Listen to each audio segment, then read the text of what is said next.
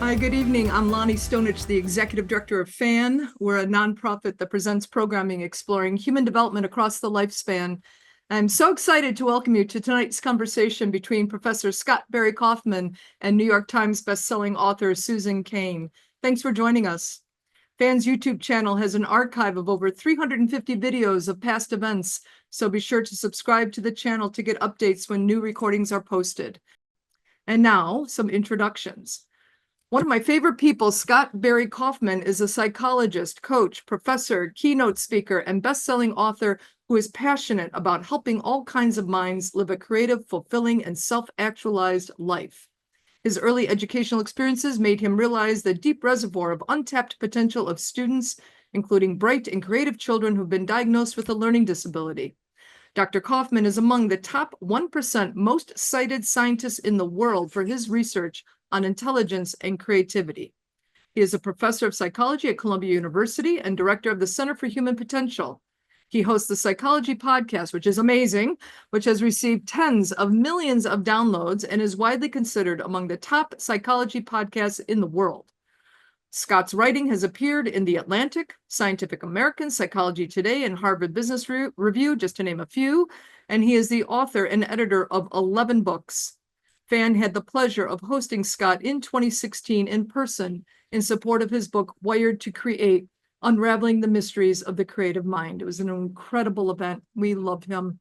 Joining Scott today is Susan Cain, also someone we adore, the author of several bestsellers, including Quiet, The Power of Introverts in a World That Can't Stop Talking, which spent 7 years, maybe longer, on the New York Times bestseller list and has been translated into 40 languages. Her most recent best-selling book is Bittersweet, How Sorrow and Longing Make Us Whole. Susan's writing has appeared in the New York Times, The Atlantic, The Wall Street Journal, and many other publications. We were thrilled to host her in 2013 for Quiet and in 2022 for Bittersweet. And in 2023, she was in conversation with Dacher Keltner for FAN about his book, Awe. We are honored to welcome her back. And now let's welcome Scott Barry Kaufman and Susan Cain to FAN. Thank you, Lonnie. Thank you so much, Lonnie. So great to be back here with you. And I have to say, SBK, it is always such a treat to get to be in conversation with you, whether it is over a glass of wine or for an occasion like this. Congratulations on your amazing new book. Oh, thank you. I'm glad you think it's amazing. Yeah, I was saying to SBK before we started that writers are always told that like when you sit down to write, you should forget that you're embarked on this august project of writing a book with a capital B and just write as if you're dashing off an email to a friend, because that's when the writing actually comes alive. And that is what you have achieved in this book. It's like you married all your erudition and all your learning and all your insights with this incredibly conversational, intimate voice. So I love that. Thank you. It really was the intention. I really wanted to write a book that was accessible to as many people as possible. Well, you definitely did it. There's so much to talk about here, and I hardly know where to begin. So I'm going to begin like really at the very beginning, which is to say with the epigraph that you chose for the book. You chose an epigraph by Carl Jung, which was, I am not what happened to me. I am what I choose to become. And I love that. I feel like it's like that other Jungian or related Jungian idea that there comes a point in adulthood where blaming your parents for whatever your troubles are is no longer sufficient, and it's up to you to take responsibility for living your own life. So let me just start by asking you, why was that? It's always a big deal when you're working on a book for years, what the epigraph is going to be, because you come across, like hundreds of quotes that could work. Why this one? Well, I love Carl Jung, first of all, and Yeah, I me feel like too. he was one of the first psychologists who dared to be spiritual, and really like that about him. And he really values intuition, and he really values the mystical. And so, for me to find a quote from his that really encapsulated the heart of the whole book that I wrote was very exciting for me. a lot of people have said what he said in different ways, and in fact, I have lots of different quotes throughout the book that basically with everyone saying the same thing. Mhm. Another one of my favorite quotes is from Irving Yalom, who says, "Sooner or later, you have to give up all hope for a better past." And I just have to interrupt you. It's so funny that you just went to that because that's like 2/3 of the way through the book, but I pulled that one out also and was going to ask you about it because I love that quote too. it's my fave. It's my Yeah, fave. so good. And but it belonged, I think, as opposed to the epigraph, it belonged in chapter one, in the chapter, and don't be a victim to your past. But yeah, the Carl Jung one is just perfect encapsulation. We are more than our victimhood identity. We are who we choose we want to be, not what has happened to us that is outside of our control. Yeah. And so, why did you write this book? Like, one thing I was wondering about, you talk about this a little bit, but would you say that you were driven more by more for personal reasons, things that have happened to you in your life and your own evolution, or more by looking around at our society and culture and thinking that something had gone wrong? Yeah, really good question. I wrote Transcend, which came out in 2020, and then the pandemic happened.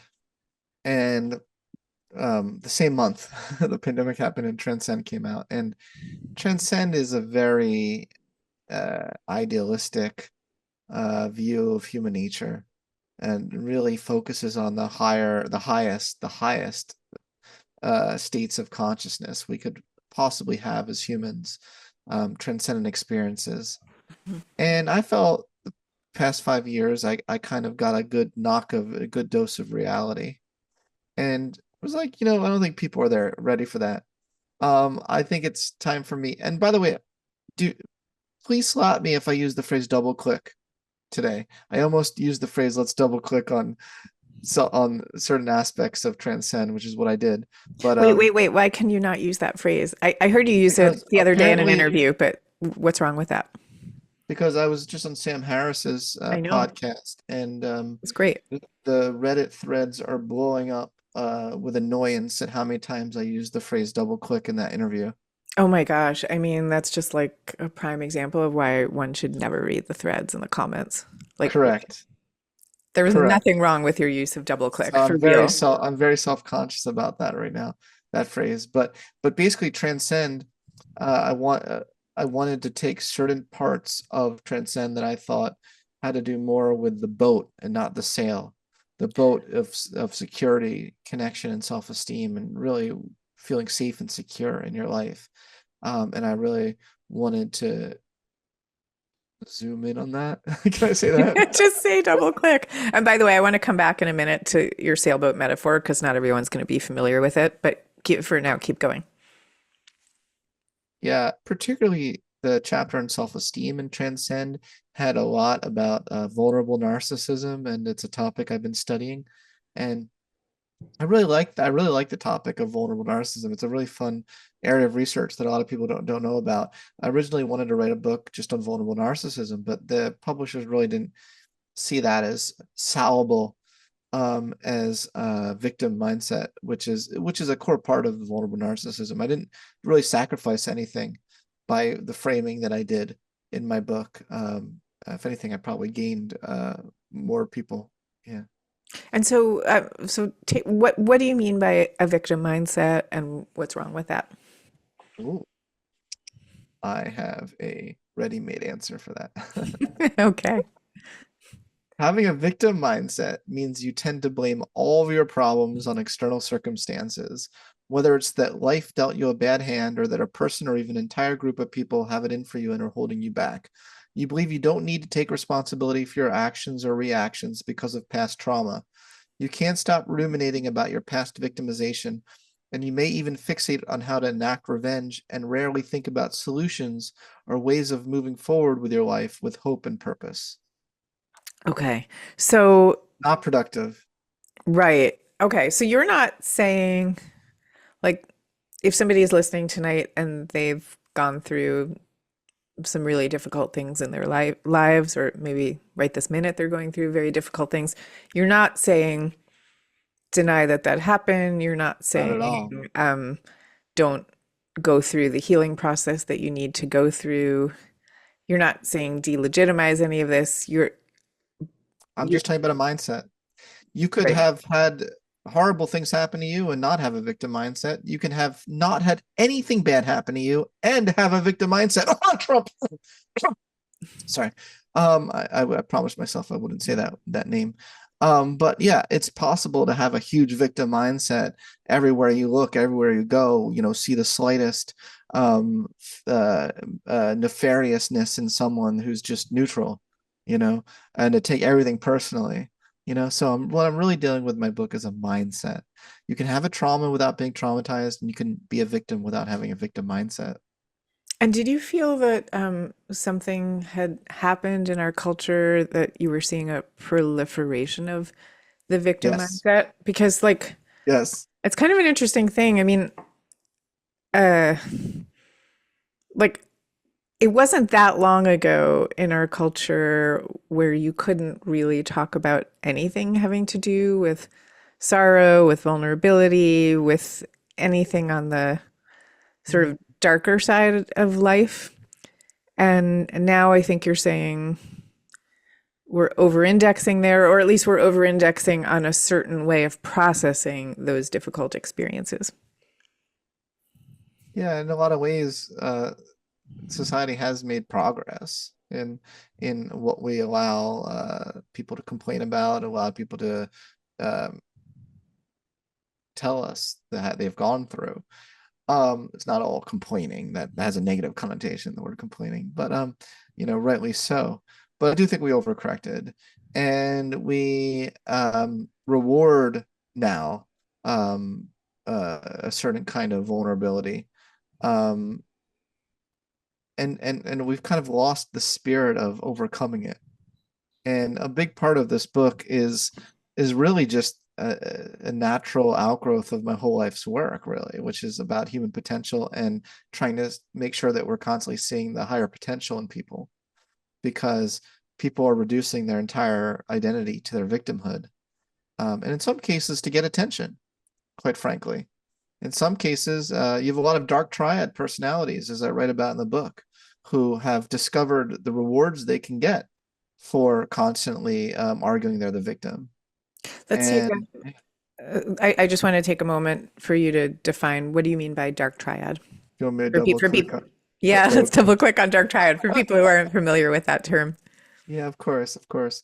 So the dark triad is three personality traits: narcissism, mostly grandiose narcissism, like I'm the best, I'm entitled to special things because I'm the best. Machiavellianism, constantly scheming and strategizing about how to exploit others, and psychopathy, which is lying, getting thrill seeking, especially thrill seeking from causing destruction. So when you have those three traits, you get what's called the dark triad. Now, I've been trying to study the light triad in my research career for the past 6-7 years, and we've published quite a few papers in the light triad. And I don't want us to forget that there also exists light triad people like you. Can we talk about how you define the light triad before we get Yes. into how these terms apply to the Yes, victim mindset?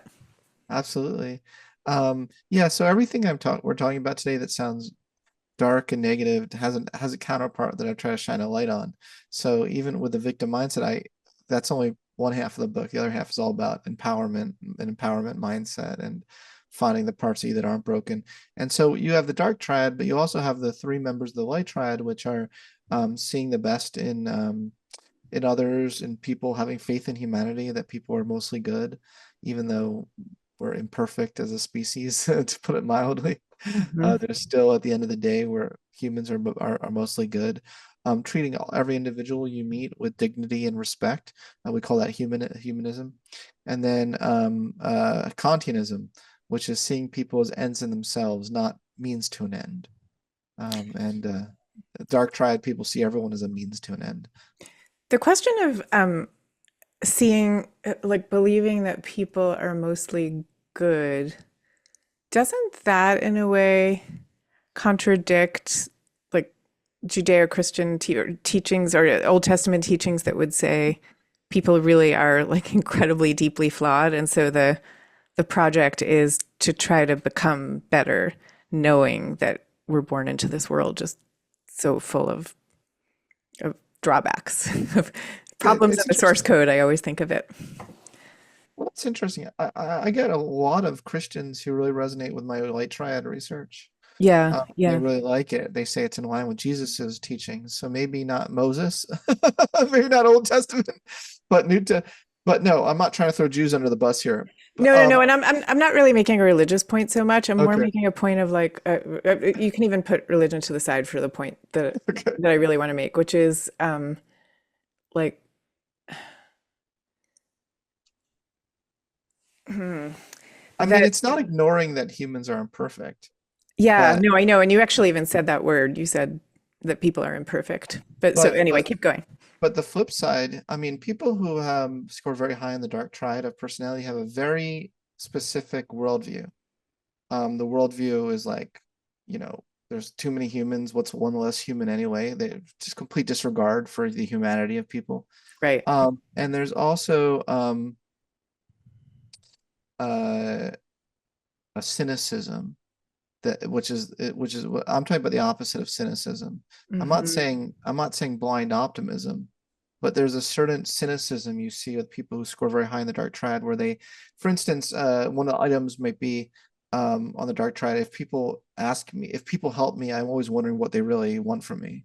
Mm, People who score in the light triad don't think like that. They really take at face value that there's a goodness in humans somewhere. right, That makes right. sense? Yeah, yeah, no, it does. And so when we apply that to the victim mindset, um, were were you writing this book because you feel that our culture is in a moment of Yes. inhabiting the victim mindset through the lens of the dark triad and not through the lens of the light triad? Well, just in general, I saw this mindset so pervasive everywhere I looked. And it broke my heart because I feel like humans can do better. I mean, that's really what, I mean, Transcend was all about that too, right? But it didn't really meet people where they're at. It was like humans can do better. They can have transcendent experiences, and people are so far from that. People are so far Mm, from that.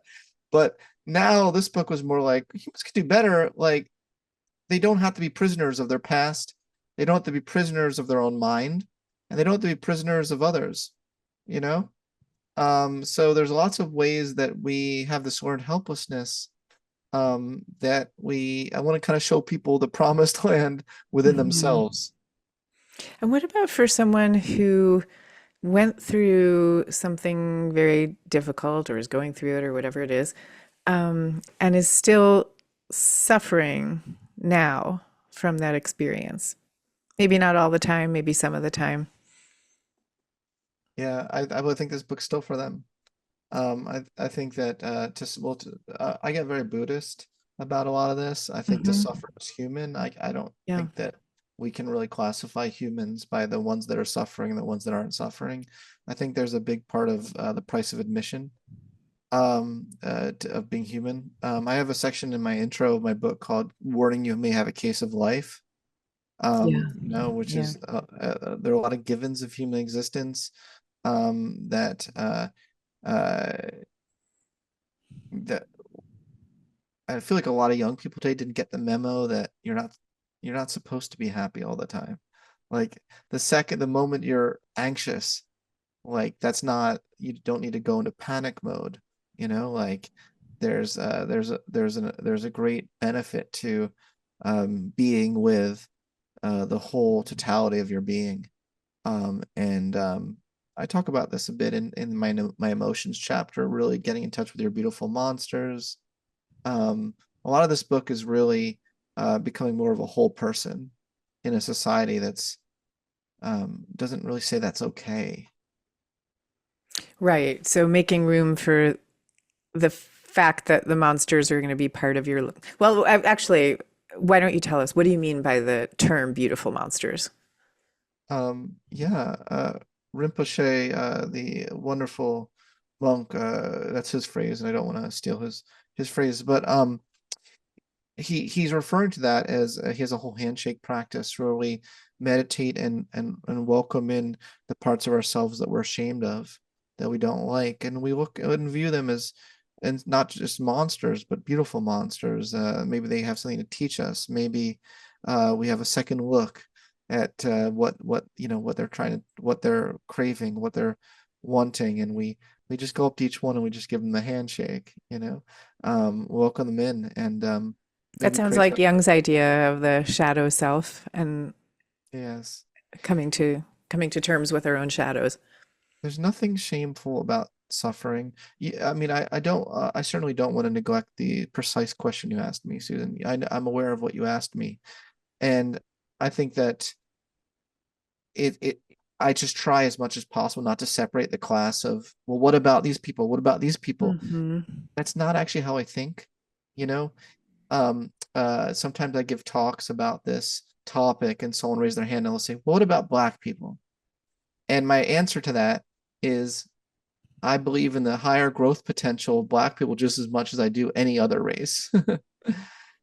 So it's like what about, I really stay at the human level, Yeah. we're all suffering. We all are going through a lot of pain and heartache, and we all can rise above it.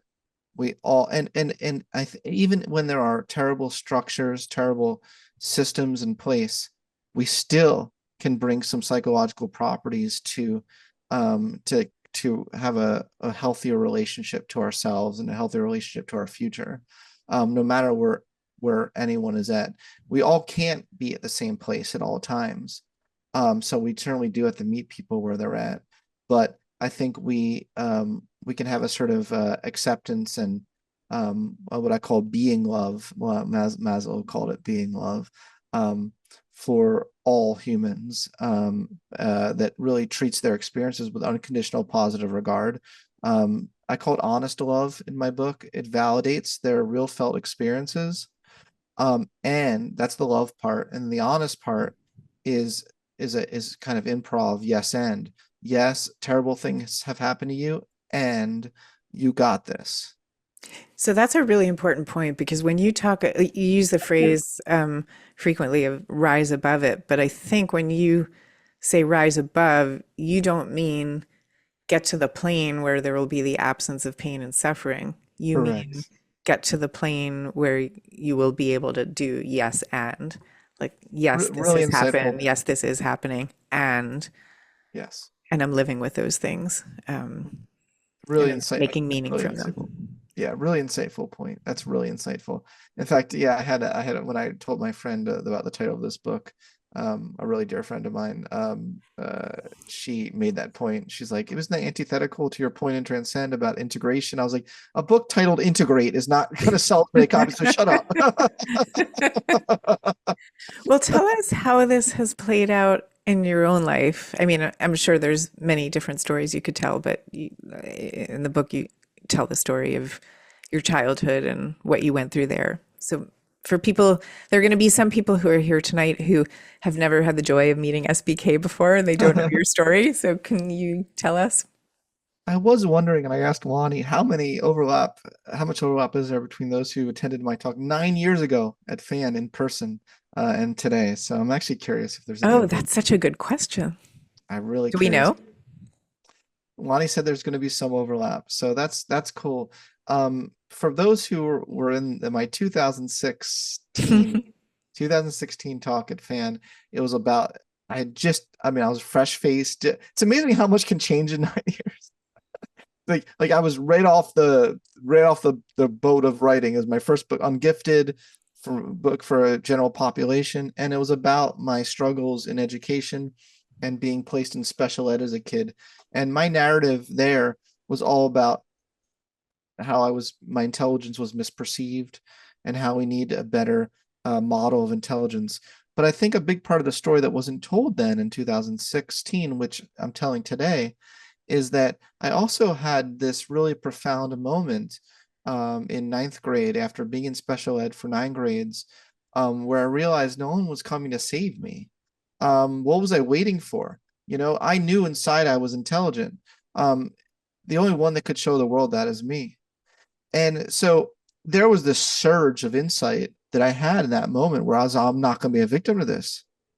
And all the decisions I made from that point really enabled and empowered me to become who I am today.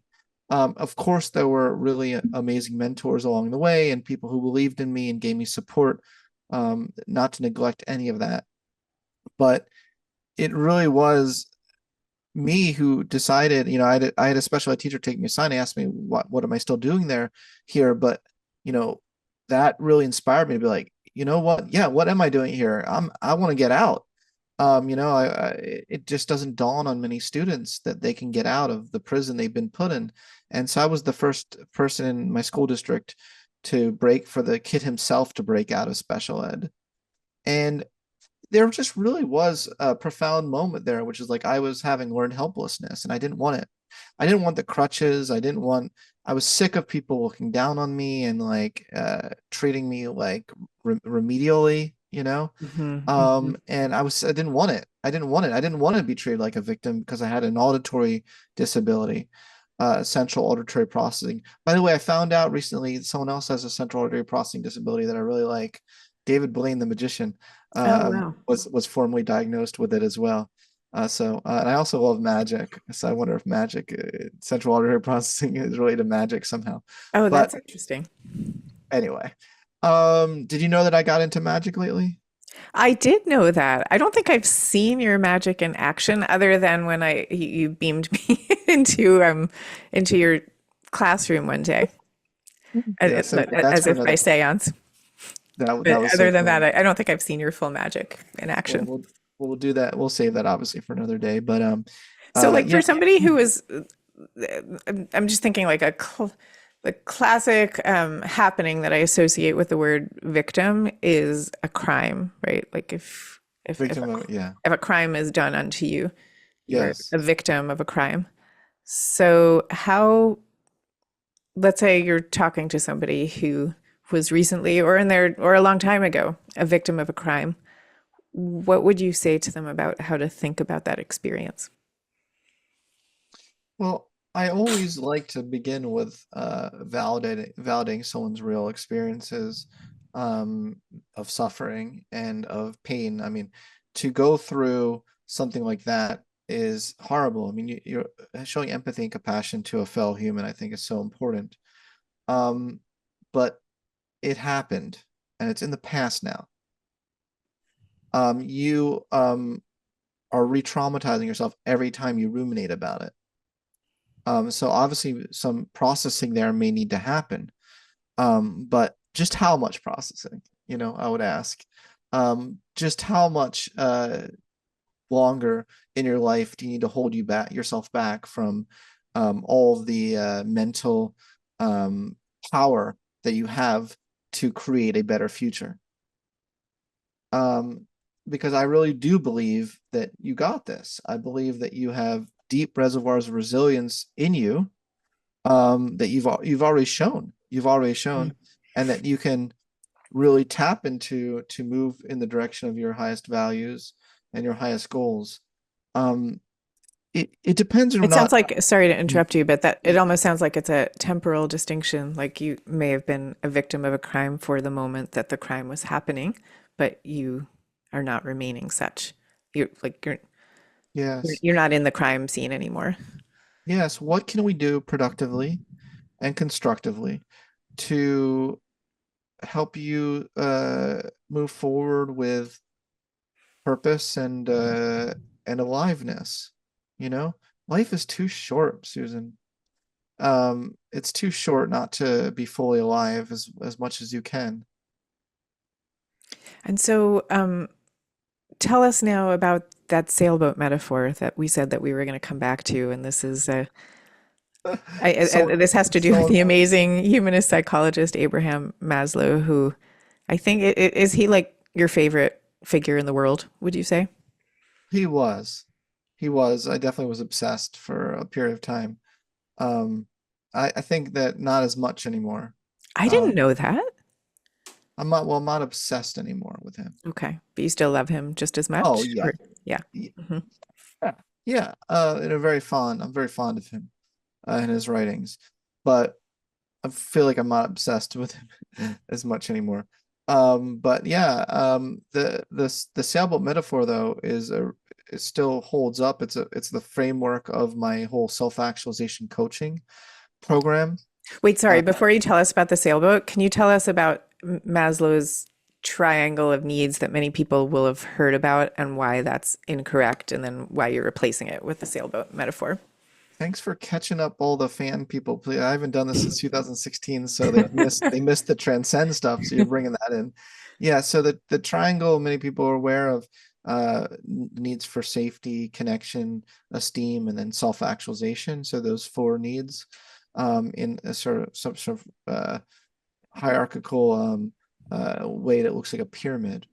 But Maslow actually never drew a pyramid, and that was just introductory psychology textbook or business management folks who try to visually depict his hierarchy of needs. It was a hierarchy. It wasn't Maslow's hierarchy of needs, but it wasn't. By the way, fan producer, if you're putting in a link, find the article I wrote for Scientific American, why Maslow never drew a pyramid or something like that. It's better than that Simply Psychology article. I say that with no ego, no ego. But um, yeah. So the Maslow made it very clear that life is not doesn't work like you're climbing some mountain and then the needs that you go over just don't matter anymore. Like you've transcended your need for safety, so therefore you don't have to worry about your safety ever again. He always made it clear that human development, I think Maslow was one of the first human developmental psychologists. He said life is constantly a two-step forward, one step back dynamic. Yeah. Now, in many cases, it may be 2 steps forward, 50 steps backward. But nevertheless, you're never done with your basic needs. You've never transcended them. And so I think a sailboat is more dynamic. It really highlights the synergy, the interplay between having a boat that is you need to be safe and secure, and then also growth, which is the sail opening up. Mhm. If you never open up that sail and be vulnerable to the winds and the waves, you'll never sail closer to the port that you want to sail to. And you use this sailboat metaphor in the context of overcoming the victim mindset. So can you explain how the one helps with the other? What helps with the other? Yeah, how the sailboat metaphor helps us understand the victim mindset and how to rise above it. Hold on, I'm getting distracted because I'm perseverating because the fan producer didn't put the article, so I just had to Google it and put it there. Okay, it's now there. It's Okay, now is there it in the in there chat now? window. So Yes, okay, yes. okay. So I'm going to say the question Thanks, again. Lonnie. Yeah. Thanks, So Lonnie. Yeah.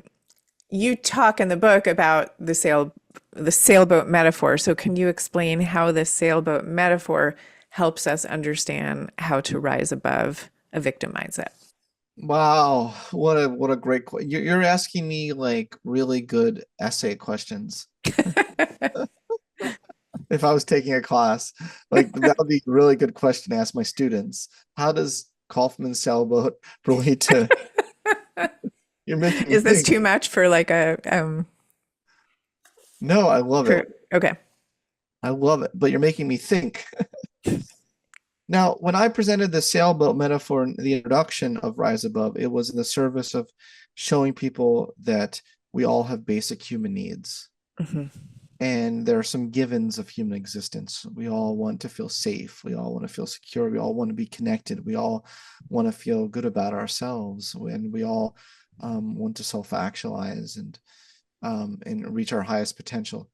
When we have a victim mindset, we often think we're the only ones with problems.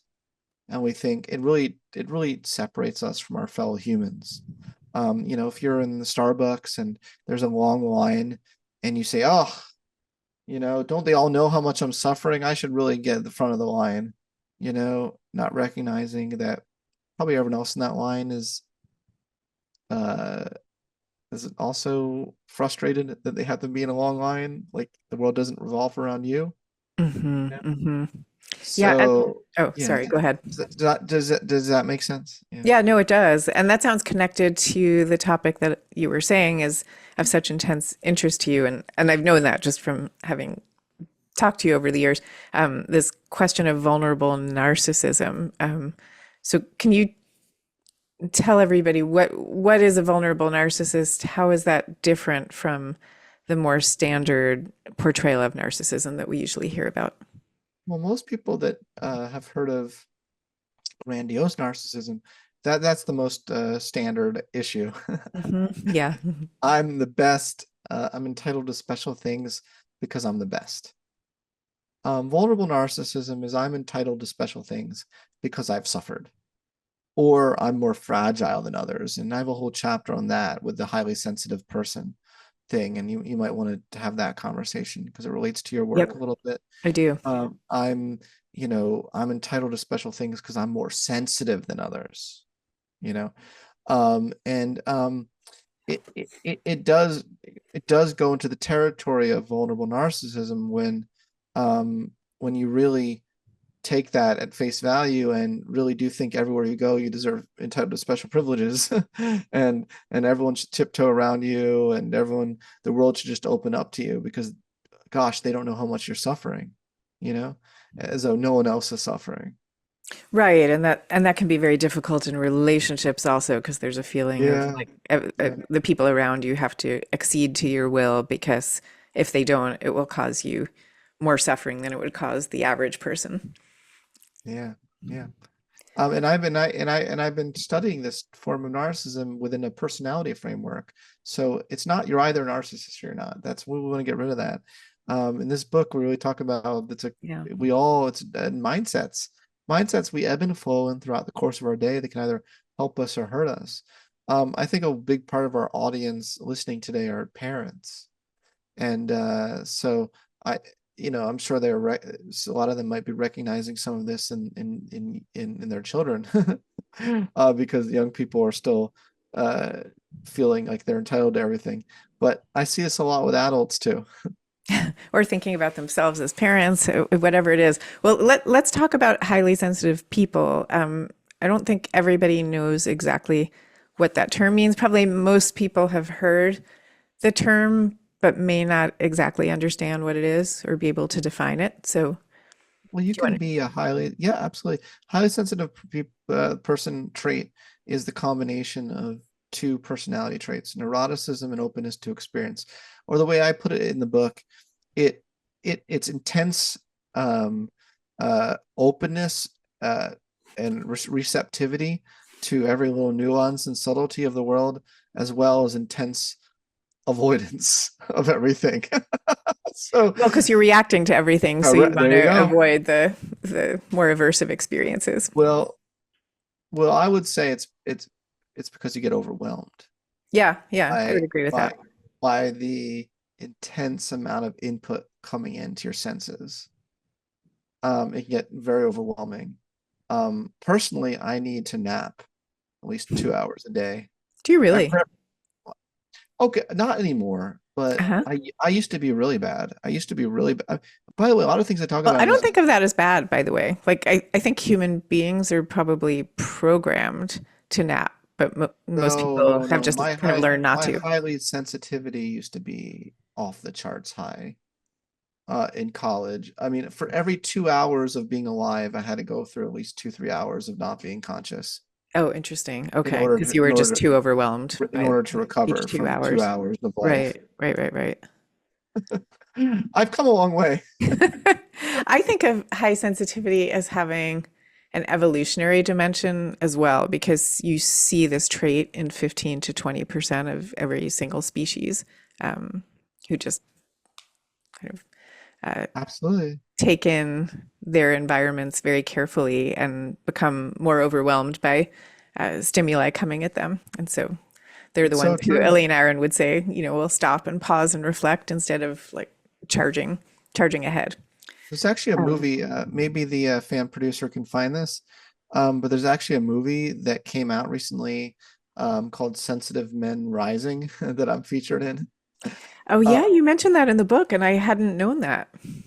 let's see if someone can find that on the fan side. I'll be very impressed if a link pops up to Sensitive Men Rising. But we talk a lot. Oh well, but Lonnie's on it. Lonnie's like, It I came believed right in you, up. Lonnie, and I believed in you too, fan producer. Yeah, I believe in you. Yeah, and it's just the whole movie and is about appreciating this trait in men, which we don't really in our society. Yes. There's kind of like this thing, it's like girly men, or like, it's like a negative. You're not allowed to show your emotions as a man. You have to be tough all the time. And I'm like, well, it's like that GIF. Why not both? I You don't know know that that what I'm one. talking about with the little girl? She goes, No, why I not? can imagine it, but I hadn't seen that one. Why not both? And and a big part, that's what I'm talking about when I'm saying rise above in that chapter, is don't be a victim to your high sensitivity. It can be a gift. It can be a real gift when properly channeled. And by the way, highly Oh, it can sensitive be an extreme gift.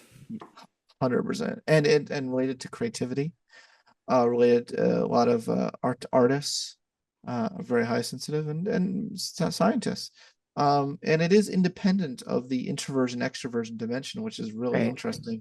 So I think a lot of extroverted, highly sensitive people maybe get overlooked as well. Yeah, I mean, from Elaine Aron's research, she talks about it that of the group of highly sensitive people, 30% of that group are extroverts, though they're Yeah, extroverts who report needing more downtime than your typical extrovert does. They need their naps, SPK. they do. They do.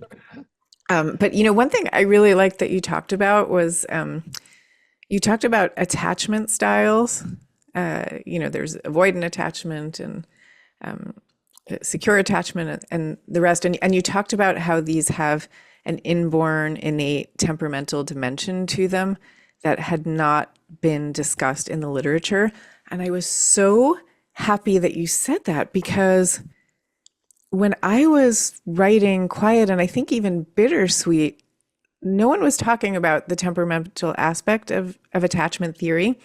And I was so convinced that it was to a large degree inborn and temperamental that I actually didn't even want to write about it, because I felt like to write about it only in terms of what kind of an infant and childhood experience a person had had, and not to talk about how they were born into this world, was just like not true.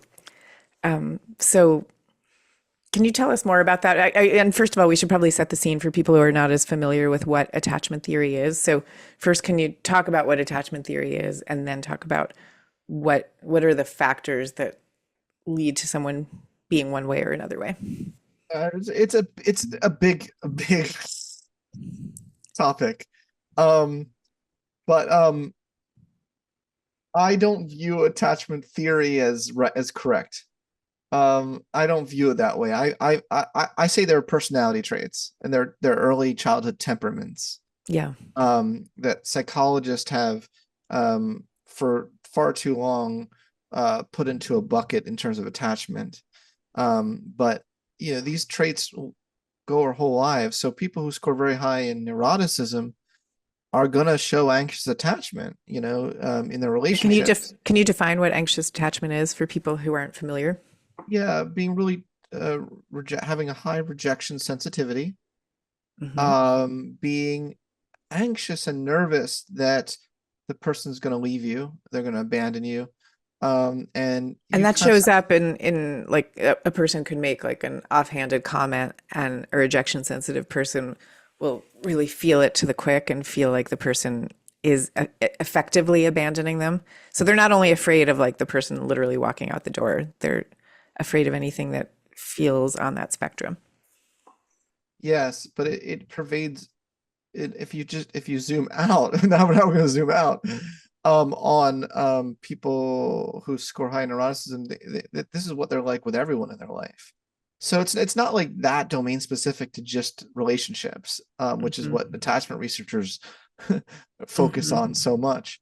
But if you zoom out and look at that person's entire life and patterns, they'll make a friend and they'll be anxious they're going to lose their friend. They'll, it's like all the Have a job relationships. and be anxious they'll lose the Yeah. job. Yeah. Yeah, Yeah. it's a Yeah. personality dimension the way I see it. And I so agree with you. there's such a strong genetic component to it. That everyone blames the mother, and it's like that's not what the research shows. It's usually you have a lot of very, very wonderful, excellent parents, and the child still has an anxious attachment, and the parents are like, what are we doing wrong here? And they're not doing anything wrong. There are strong genetic proclivities, and I cite some of that in this book. New research on twin studies, finding twins who share more genes with each other tend to be much more strongly correlated in their attachment, styles and preferences. Now, can it be 100% reduced to temperament? No. And am I saying that parenting doesn't matter? Again, no. There are nuances here. Parenting does matter. But I would say parenting matters to the extent to which it avoids the let me phrase it this way, and I've never phrased it like this before, but I kind of like it. To the extent to which parenting can avoid our genetic triggers. So if you're genetically predisposed towards anxious attachment and you have really sensitive, caring parents who are aware of the genetic tendencies of the child and don't trigger those tendencies, who actively create an environment of warmth and reassurance, those genetic tendencies are less likely to express themselves. But that's different than saying it's the parents that are causing. Right. Am I being too nerdy right now? No, I mean, I don't, maybe you are, and I'm equally such, and so we're down that path. I don't know, but I think this stuff is really important and interesting for people. Yeah. And there's another aspect, and you talk about this in the book too, of the orchids and dandelions, which is to say you could have a child who comes into the world with one of these highly sensitive temperaments, which is kind of more of an orchid. And That's right. children who have those temperaments, who are raised by very loving and attentive and secure parents, in many cases, they actually do better. Like they bloom in the way that an orchid blooms because they're so sensitive to every aspect of their environment, including the positive signals that they're getting.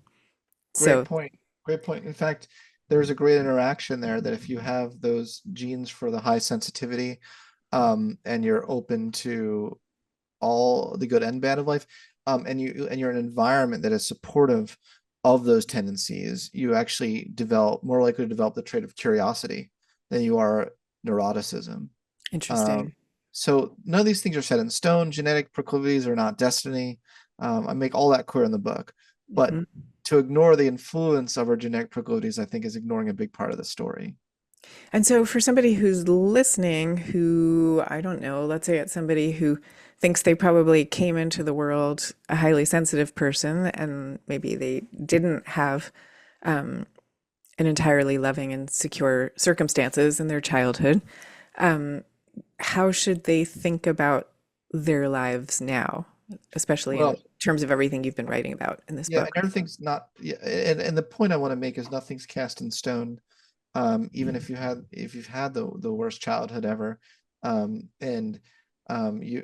it's not too late to change and to grow, and that's a big part of this book. You can adopt and learn the habitual mindsets and ways of regulating your emotions that really consistently move you in the direction of your highest valued goals, and dare I say, dreams in life. And it's not hopeless.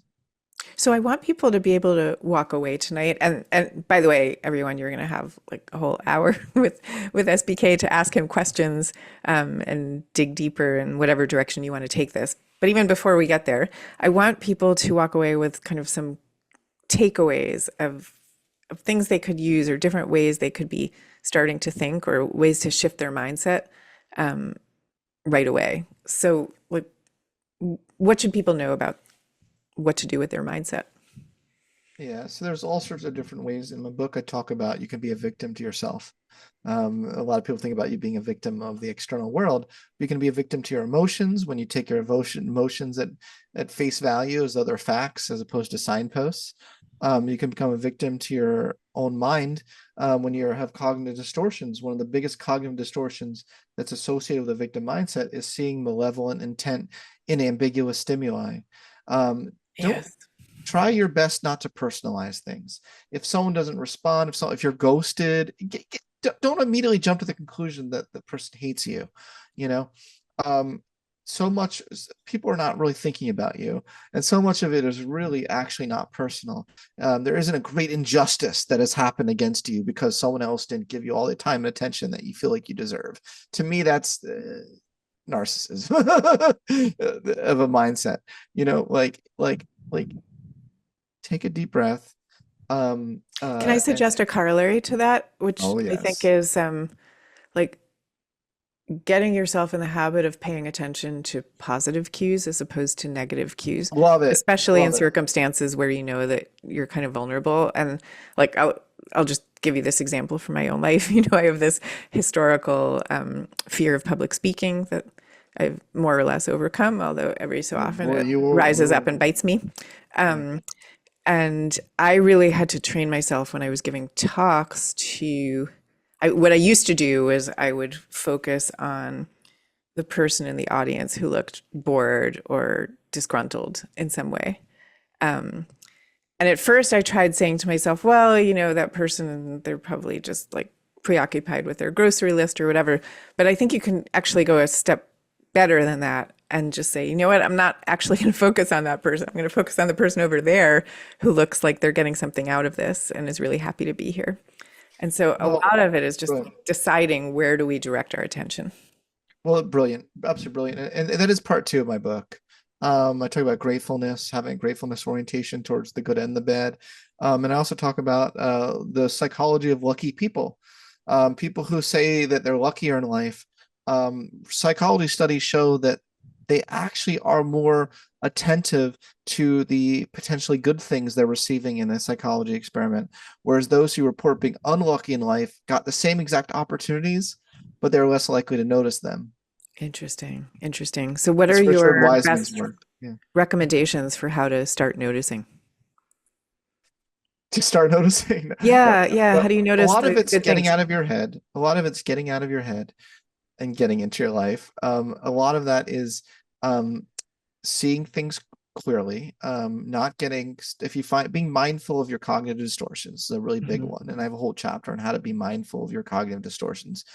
Being mindful in your everyday life to when you start slipping into a victim mindset in your head. We all can do it from time to time. This book is not about your ex-boyfriend. It's about you. Yeah. Okay. We can Do you think all, does everyone sometimes slip into a victim mindset? everyone. Yeah, I think throughout the course of our day, it's very easy when we're frustrated, when things are annoying, to immediately start to think, who can we blame?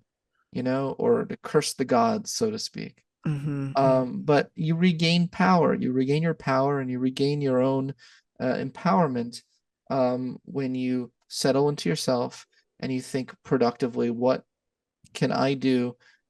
Asking what questions, not why questions. What can I do in this moment to regulate my body? What can I do in this moment to deal with this boss that I hate? What can I do? As opposed to why, God? Whoa, God, sure enough. That's from Miss Saigon. I don't think I've ever seen Miss Saigon. Okay, wait. I'm off through here on my way. Okay. So SPK is Sorry, going to Lonnie. be Sorry about that. singing and performing for you thought you were going to get to ask him questions, but you're going to get a concert. Yeah, well, I'm a little rusty, as you can tell. Yeah. What are some of the cognitive distortions? What are some of the more common ones that people fall prey to? Well, okay, I know Lonnie's coming on in 20 seconds, but Oh, okay. So give us one or two. Yeah. What I was saying earlier, seeing malevolent intent and ambiguous stimuli, personalization, overgeneralization. Overgeneralization is a big one. I'll be happy. Okay, wait. What's overgeneralization? Let's stop there. You take one thing that happened to you, like one person doesn't love you, and you say, I am unlovable. No one will ever love me. That's overgeneralization. There's so many of these ways of thinking that I outline in the book that are holding you back in life, and subconsciously or consciously, it really is a victim mindset. So is the reframe to list out the people who do love you at that moment? Like when you Yes. notice that you're doing that? That's one great one. Yeah, because another big cognitive distortion that a lot of young people have, this is for the parents, Hmm. is catastrophizing. Yes. Talk about that. And the way to help with that is to take the young person who's catastrophizing. Oh my God, I failed this test, I'll fail, or oh my God, if I talk to this person, they'll reject me. You say, okay, look, what is the worst case scenario? What is the best case scenario? What's the most likely scenario of what's going to happen? Really having people and preparing their minds before an event happens, so that they don't catastrophize it. Parents catastrophize too, by the way, I would They say. sure do. They Yeah. sure do. Yeah. I mean, it's very easy when you have like a 1 or 2 year old and something goes wrong and you can go down that loop of like, oh my gosh, this is going to be the story of this child's life. It's so Um, true. so There's yeah. one more cognitive distortion I want to say real quick, and that's the I'll be happy when ... cognitive bias. Okay, And tell us more about that. oh gosh, I can't possibly be happy until I get that promotion. Oh, Or, I can't be oh, until sorry. I XYZ. And a lot of this book is having appreciation and gratitude for the things in your life right now, even if they on the surface look like bad things. You're still like, Mhm. there's things I can learn from them. There's still things I can do, and they are in my life right now. So I might as well deal with it and find something positive here. Okay, so Such good tips. Susan, Thank you. thank you so much for a thoughtful helping the folks who are not familiar with every single term that Scott uses so easily and gracefully.